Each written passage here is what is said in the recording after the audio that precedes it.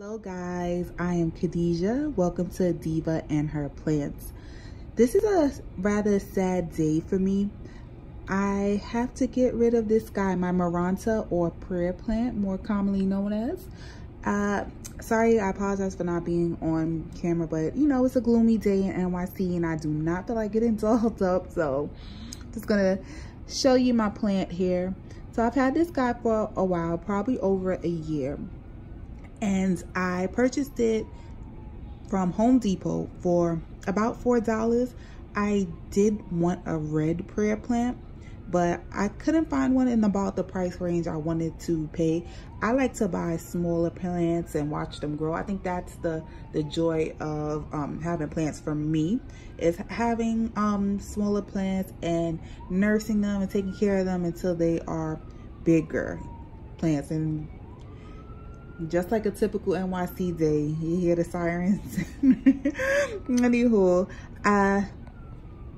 this guy, I feel like it's so sad. I don't want to get rid of it because this guy has been we've been fighting together. We've been definitely fighting. I've been fighting off, what you can see. Been fighting these guys off, but these guys are stubborn. And this plant is just very well infested. So this is like the bottom of the plant. See, this is the older growth, which this is what was happening. It was just dying off and yellowing or turning this lime green. And at first I treated it with alcohol. So I did like an alcohol, the baby soap water mix to the plant, and I put it in a spray bottle and I was spraying the plant. Then I took alcohol and directly just wiped the plant off. None of that helped. Like, it would get rid of them for a while, but then they'd be right back. So I switched to neem oil. Neem oil the plant didn't like, which is when I started to see the leaves starting to do more of this action here, because the neem oil was just a little too strong. So I tried to dilute the neem oil with the alcohol and a little bit of the baby soap with a majority of distilled water. That didn't work either. So then I started showering, like weekly showering the plant, just placing it in my shower. I put it by itself and I would let the shower run on it, and then I would spray it and let it dry out. That didn't work either. Sorry, reach in here. I even was trying this for a while, and even this is not like working on it either.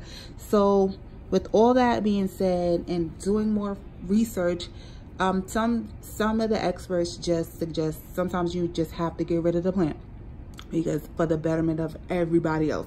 As you can see, this guy lives here, and there's lots of other plants here, and we just wouldn't want to lose any of the other plants. I don't see any of the mealy bugs anywhere else. They're not on any other plant. At one point I did have them on several. My coffee plant had it, and I think my alocasia, I can't remember. I know they were on other plants, and we just went through, hubby and I just went through with the alcohol, rubbed everybody down, and I've been periodically spraying with the neem oil, and it's worked for everybody but this guy. So I don't know if this guy is just a sacrificial lamb, like it's collecting. Part of me wants to keep it because I feel like, well, maybe it's attracting the mealy bugs and he's the one that's been able to keep them, and maintain it from spreading. But then it's just like I have to let this go because I'm too afraid to lose some other plants, especially my more expensive plants. So R.I.P. guy. It's been so much fun, and I hate to let you go, but I have to. All right, guys, off you go.